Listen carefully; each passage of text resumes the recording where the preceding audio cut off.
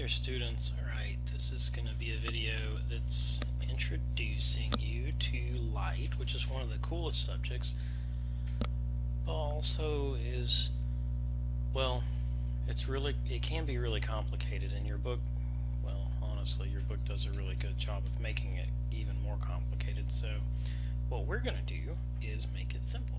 So I want to start off the story of light with basically, you already know, hey, light is something that shines. Light is something that we see. Light is something that makes things visible and that is bright. But what we don't necessarily know is where it comes from. So we're really going to focus right now on where light comes from, where it goes, and what it is. So the first thing that we're going to talk about is a mystery that was around the 19th century. You know that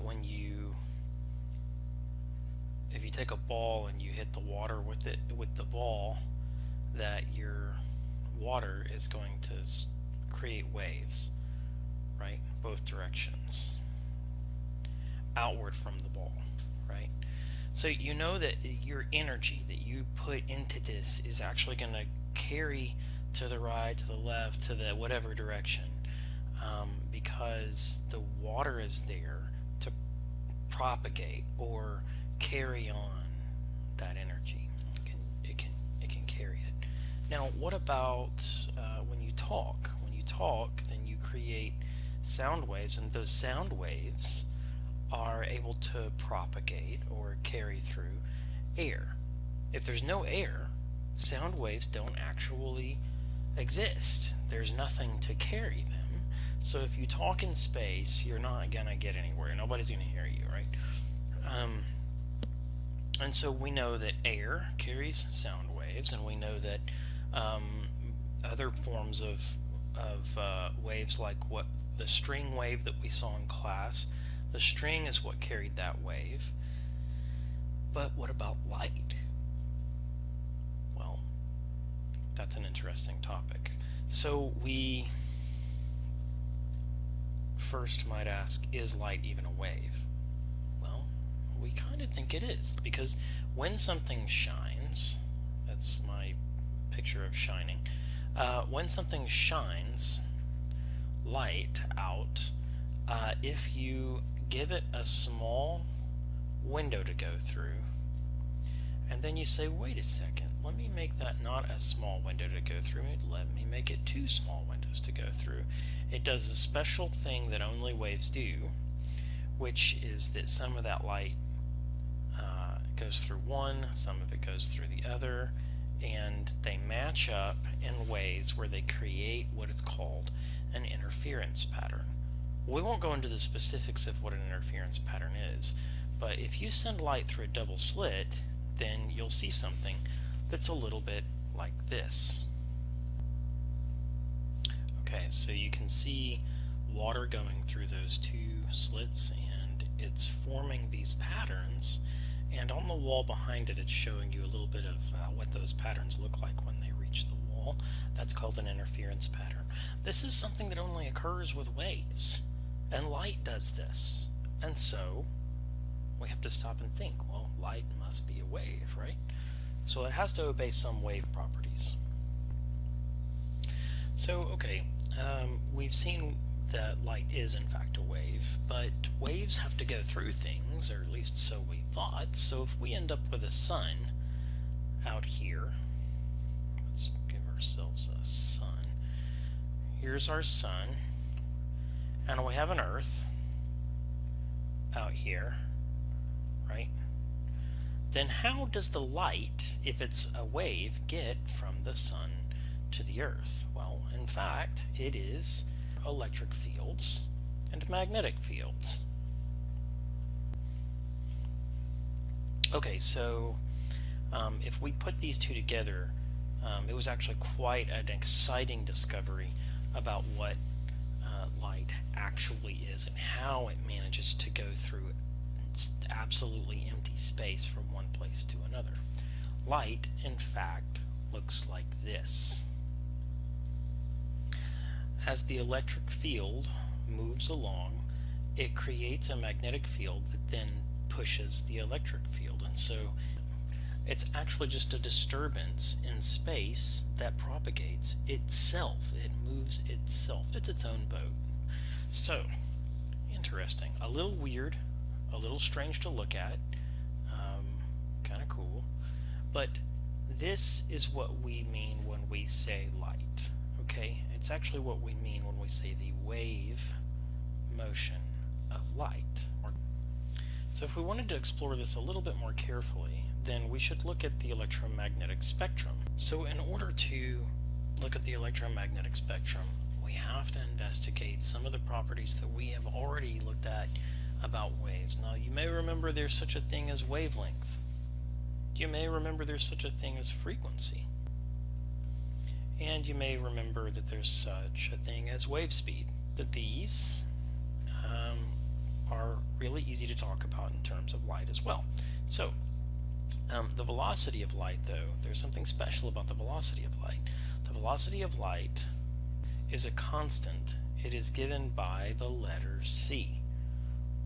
It is equal to 3 times 10 to the 8 meters per second. That is equal to 300 million meters per second. Decently fast.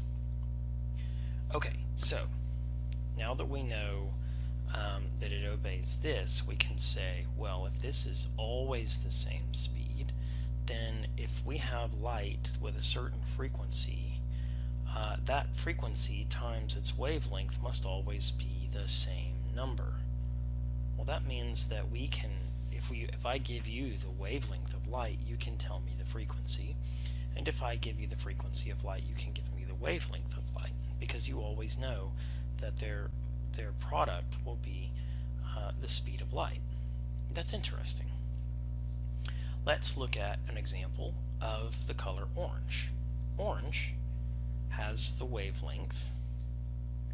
Remember, lambda is our letter that we use for wavelength, and orange has a wavelength of 600 and about 600 and let's just say 600 nanometers. It's a little bit of a range in there.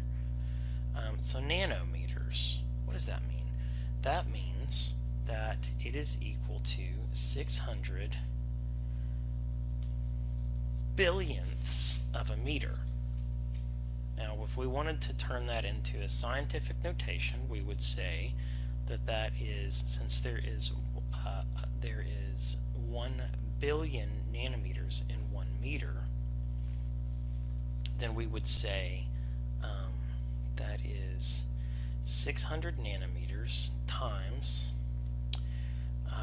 in 1 meter, you get 1 billion nanometers. That's the conversion. And so at 1 billion nanometers, then that conversion factor gives us 6.0 times 10 to the -7 meters. Okay, so we have now a wavelength, and we have it in SI units, and that's also very useful to have it in SI units. So now can we find the frequency? Remember what the unit is for frequency. A frequency is just a per second or hertz. Frequency says, hey, how many times does this wave hit every second, right?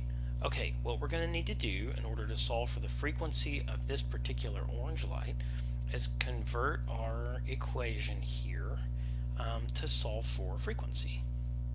So we want to solve for frequency. What do? If you want frequency by itself, you need to divide both sides by our wavelength. So we would end up with the speed of light over the wavelength. Now we have been given this wavelength and we know the speed of light. We can write those down. Here's 3 times 10 to the 8 meters per second, and we'll divide that out by 6 times 10 to the negative 7 meters per second, and oops, not meters per second, silly, 6 times 10 to the negative 7 meters, sorry, wrong unit there. Our meters will cancel and we'll end up with per seconds. So what that does is leaves us with 5 times, if you've popped it in your calculator properly, it should give you 5 times 10 to the 14 hertz.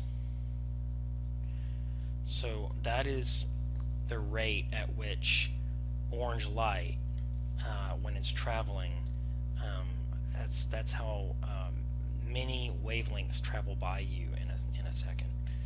It's a lot. So okay, so now we have a kind of an idea. We know that the frequency of the light was just a wave, right? Same as the waves that we studied earlier on strings, or the waves in water, or what have you. So, or the sound waves that we did the tuning forks with. It's the same idea. It's just much faster. So we're going to look at this scale, this special scale that's been put together called the electromagnetic spectrum, based on the idea that every light wave has the same speed, and therefore there is a unique relationship between the frequency and the wavelength.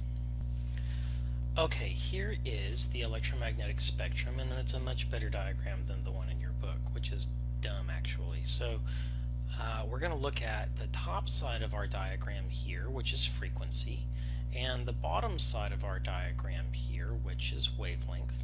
And you can see, since they all move at the same speed, all these waves move at the same speed, you know that they have a unique frequency for every wavelength that they have. So let's look at some of these categories, let's look at the scales that we're talking about, and let's also look at some of these numbers. Let's look at the wavelengths. So over here on the right, we can see that the wavelengths are very long, right? So here the wavelength is very long, here the wavelength is very short, right? Where the wavelength is very long, you may notice that the frequency is actually very low. It's very low. 10 squared is only 100. And then what we calculated earlier was something around, oh my goodness, 10 to the power of 14. Here, over here, 10 to the power of 22. My goodness, that's a very fast oscillation. So we can see a relationship here. We can see that frequency is increasing to the left while wavelength is increasing to the right. That's important. It means the higher the frequency, the lower the wavelength, and the higher the wavelength, the lower the frequency. Very important thing to remember. Let's discuss what the meaning is here. We have many different names for the light that we're encountering here, and I think that's also something that's quite fascinating, for reasons that I hope will become clear soon. You may have heard these terms before. Microwave, maybe you cook some food with that.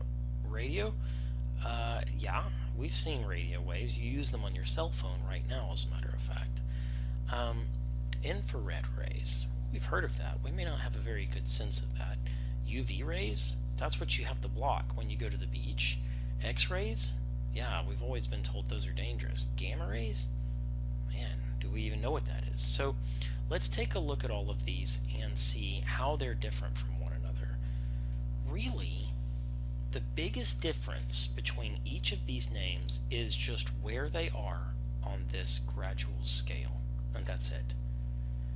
Now, there is another important feature that is a resultant of that, and that's that if something is over here in this region, then it's going to interact with matter in a different way than a piece of light over here in this region. So if I shine light at you, and I shine light at you in the microwave region or the infrared region, it's going to interact with you in a different way than if I shine X-rays on you.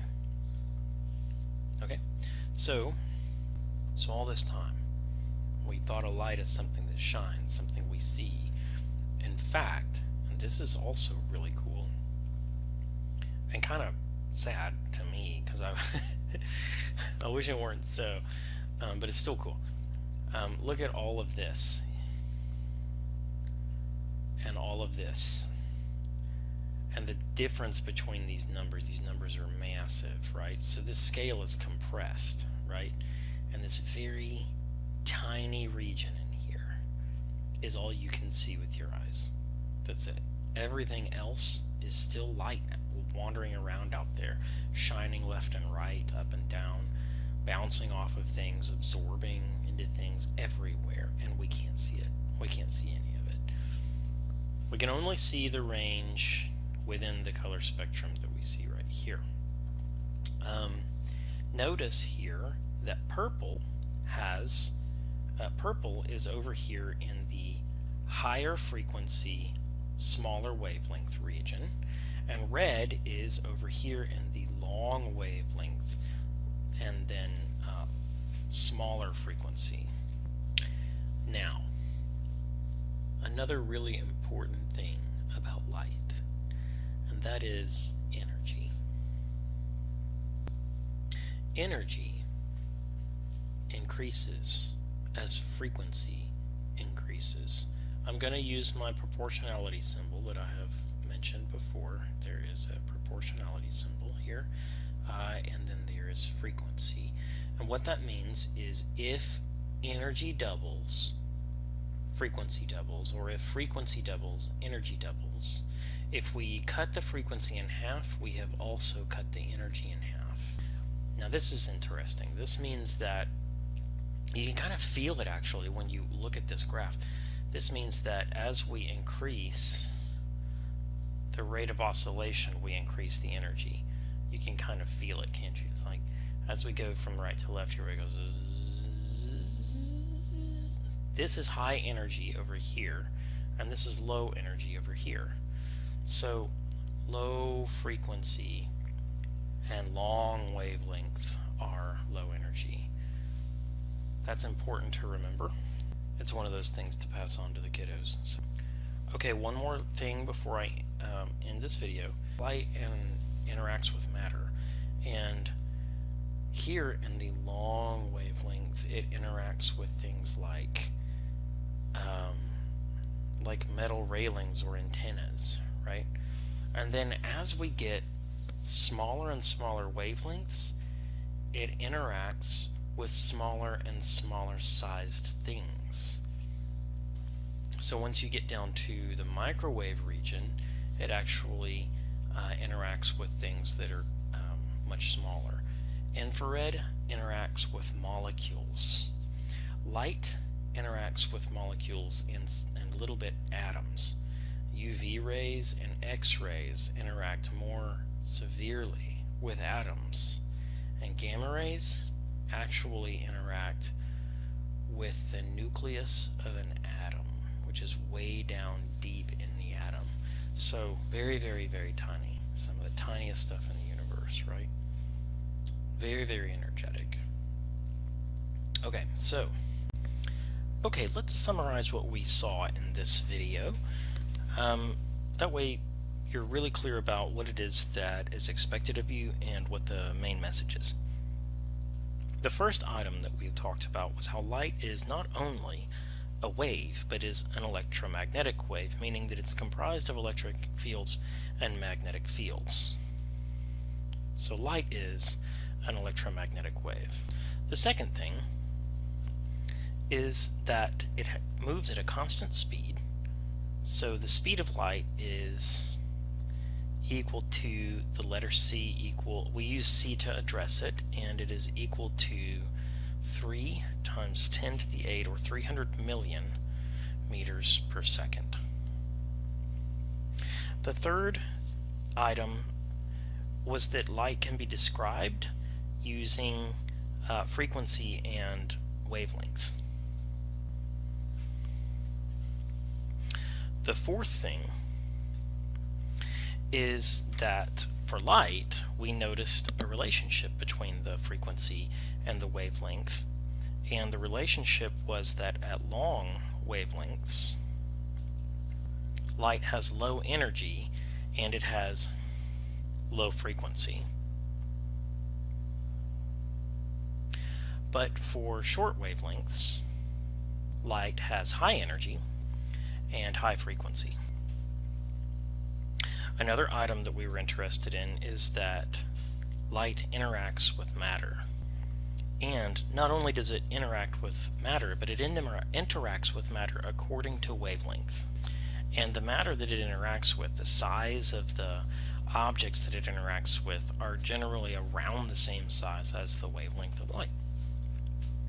Okay, one more thing that we would definitely want to summarize is an equation that you would be using for calculations.